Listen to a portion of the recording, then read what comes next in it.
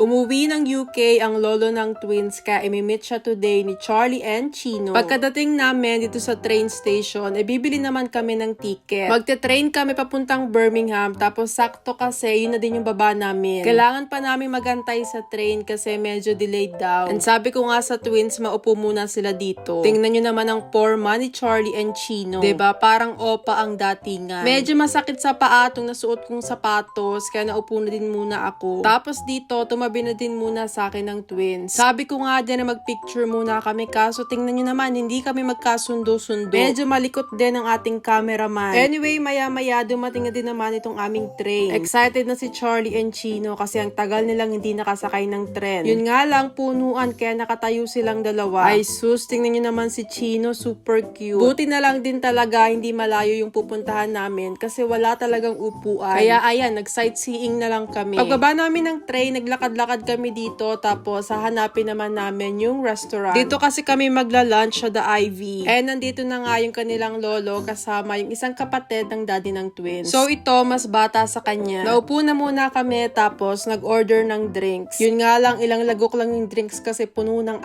ice. Anyway, dito, nag-order na din kami ng aming food. Kung hinahanap nyo yung lolo ng twins, maya-maya makikita nyo din. Ang dami kasi sa inyong naghahanap at sinasabi nyo nga hindi nyo nakikita. Hindi kasi siya dito sa UK nakatira. And sa Dubai siya nag-i-stay. Dumating na yung aming food tapos si Charlie gusto daw niya ng cheese doon sa kanyang pasta. Si Chino naman, chips tsaka burger yung kanyang in-order. O diba, sarap na sarap ang bata sa kanyang food. Katabi niyang kumain yung kanyang lolo. At dito, ayan, may pinapaabot pa nga ang bata. Sobrang busy nga din pala ngayon dito sa The Ivy. And punong-puno talaga ng tao. Pero in fairness naman kasi, masarap yung kanilang food. Kaya talagang napasarap din ang aming kain. Nahihilig nga din pala si Charlie sa fries na merong ketchup. At nung tinanong ko siya kung masarap ba yung food, ayan, napa-thumbs up pa nga. Parang hindi naman halata kasi tingnan nyo, naubos yung pagkain niya. At nakahingi pa ng chips kay Chino. After namin kumain, si Charlie naglambing naman muna sa kanyang granddad. And ito nga pala yung lolo ng twins. Syempre, ito yung sa side ng kanilang daddy. Anyway, pagkatapos ito, nag-order naman kami ng dessert. Si Charlie and Chino mag-share na lang. Tapos, ito yung kanilang napili. So, ice cream siya na parang may brownie. Tapos, merong cotton candy and sprinkles sa ibabaw. Nung una, parang hindi sila sure dun sa cotton candy kasi hindi talaga sila kumakain niya. Pero ako, nung bata ako, gustong-gusto ko yung cotton candy. Or dito, ang tawag nila is candy floss. Pinatry ko nga kay Chino, pero this time, kinain niya naman. Hindi kasi talaga to mahilig sa matatamis. And si Charlie naman, parang first time niya talagang kumain ng cotton candy. Siguro kasi iba din yung flavor. Pero ang pinapakuha talaga yung chocolate brownie sa ilalim na merong ice cream. At ayaw na ngang mag-share. Si Charlie talaga kahit anong food kakainin. Mahilig kasi talaga siya sa ice cream while si Chino ayaw niya ng ice cream. And yan lang naman yung ganap today after namin kumain is umuwi na din kami.